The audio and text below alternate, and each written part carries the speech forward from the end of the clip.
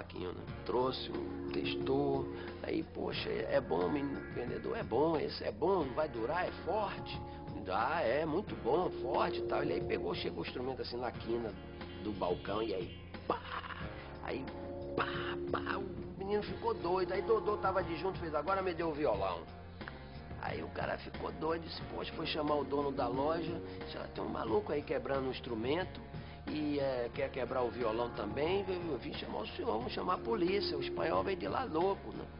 Disse, o que é isso, tal? Ele disse, não, nós vamos pagar. Ele disse, então tem violino, tem violão, pode ver aí todas essas... E aí levaram o instrumento e o braço para fazer os paus elétricos. Dodô e Osmar inventaram um precursor da guitarra. O instrumento ficou primeiramente conhecido como pau elétrico e depois foi rebatizado de guitarra baiana. Com seu som elétrico, eles estavam prontos para conquistar as ruas de Salvador e, para isso, usaram o carro de Osmar. Então eles inventam um instrumento, eles inventam uma forma de se tocar, um estilo assim, né, de se fazer aquele som e botam aquilo num carro. Eles queriam levar para mais gente possível, levar. E aí o carnaval era aquele momento, né? Botaram ali uma boca de som, um projetor para frente, um projetor para trás. E foram tocando ali com os percussionistas, né, o pessoal que ia no batuque e tal, ia acompanhando, andando, e entraram nesse curso em 1950, né, que o curso vinha com os carros alegóricos dos clubes carnavalescos, assistindo aquilo, aplaudindo, jogando confete, serpentina. De repente vem um carrinho naquele meio ali, e todo mundo pulando, todo mundo... Aquilo foi começando aí, transformando, foi acabando aquele modelo que a gente tinha, como é que se diz, importado, né? E foi criando um modelo genuinamente baiano, genuinamente dali da gente aqui, né? É muito provável que a Fobica de Dodô e Osmar tenha vindo da Avenida 7, tenha passado por aqui, pela Praça Castro Alves, e tenha ido até a Rua Chile. Tem um momento muito interessante quando eles vão para a rua com esse carro e que eles vão andando e tá vindo de lá um clube carnavalesco desse, não tinha som, era só o desfile, né, de carro alegórico. E aí, quando a Fobica vem com aquele sonzinho das guitarrinhas tocando, aquela coisa, os cavalos começaram a empinar, começaram a derrubar os cavaleiros. E aí, meu pai dizendo, pô, para o carro, para. Ele disse assim, poxa, já quebrou embreagem, motor, freio, é o povo que tá empurrando, não tenho mais controle, só tô dirigindo. Em pouco tempo, a dupla decidiu trazer um terceiro integrante para a banda. Ficaram conhecidos como o Trio Elétrico. Aí como eram 3 instrumentos aí agora, aí passou a ser o nome do grupo deles de Trio Elétrico. Então o nome era O Trio Elétrico. E eles ficaram a década de 50, a década de 60, conhecido como O Trio Elétrico. Ninguém sabia quem era Dodô e Osmar. O trio era todo instrumental. Toda a época do Dodô e Osmar, até 1973, era só instrumental. Por isso, essa identidade musical de Dodô e Osmar, que influenciou, né, toda a música baiana. Hoje, o Carnaval de Salvador é considerado o maior carnaval de rua do mundo, com milhares de pessoas pulando atrás dos trios elétricos que cruzam a cidade. Dodô faleceu em 78, por aí, e Osmar continuou até 97, 98, conduzindo, comandando a banda. E hoje os filhos dele, né, Betinho, André, Haroldo, Armandinho, continuam aí trabalhando para levar o som deles para frente. Turistas do mundo inteiro vêm para Salvador pular o carnaval de trios elétricos, sem imaginar a história da invenção de Dodô e Osmar.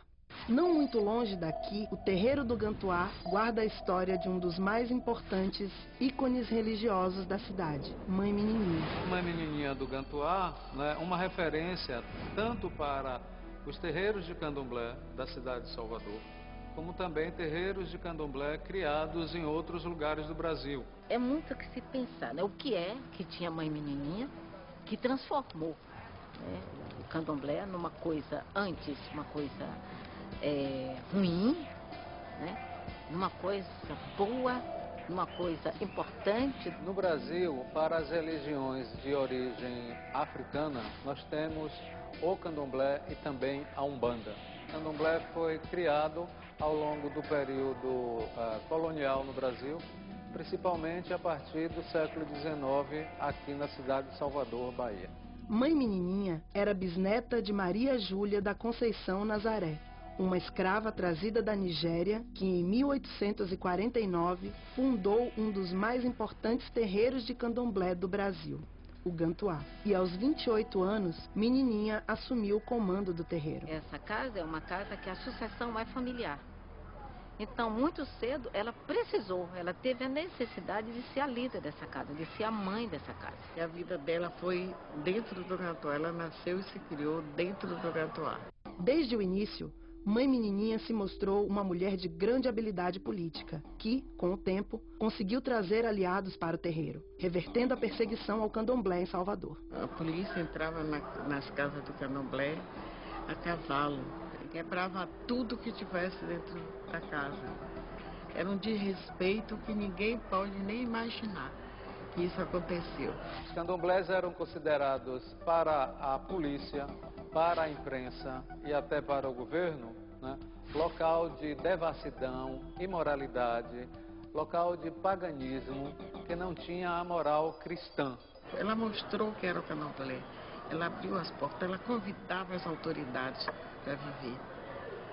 Então aquelas pessoas que eram importantes naquele tempo vinham para o candomblé e iam vendo que o candomblé era uma coisa de respeito, era uma fonte de cultura. Aí foi transformando. Ela não sabia talvez o que fosse a palavra líder, mas ela nasceu líder. E foi comprovando que o candomblé era uma religião e não um antro de outras coisas. Ela foi uma pessoa especial. A menininha, ela sabia falar não quando precisava falar não. Ela sabia juntar pessoas de todas as classes sociais, porque ela tinha medida exata para o tratamento de cada uma pessoa. A menininha, às vezes, ela respondia o que não era perguntado. Então, acredito que foi desse jeito que muita gente buscou conselhos de uma menininha. Em 12 de agosto de 1986, aos 92 anos, Mãe Menininha morreu, deixando a cidade inteira em luto. Centenas de pessoas saíram às ruas para acompanhar seu cortejo fúnebre. A cidade reconheceu como eu jamais pensei que isso fosse acontecer. O comércio parou, tudo parou, escolas. Você vê escolas inteiras de lenço. E foi um itinerário enorme.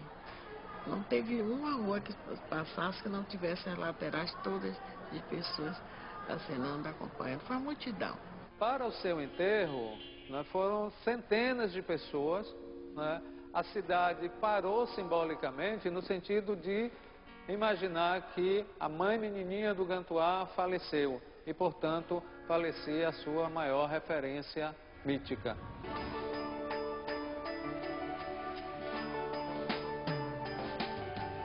Do Gantuá ao Pelourinho, Salvador guarda a história de homens e mulheres que lutaram pela liberdade. Aqui, a fusão da cultura africana com a brasileira gerou alguns dos mais importantes símbolos da cultura nacional. As histórias nos trazem de volta ao ponto de partida, aqui, onde tudo começou. Novos relatos desconhecidos esperam para ser descobertos. Lembrem, sempre há histórias secretas na selva de cimento. Eu sou Pete, para o The History Channel. Obrigada pela companhia.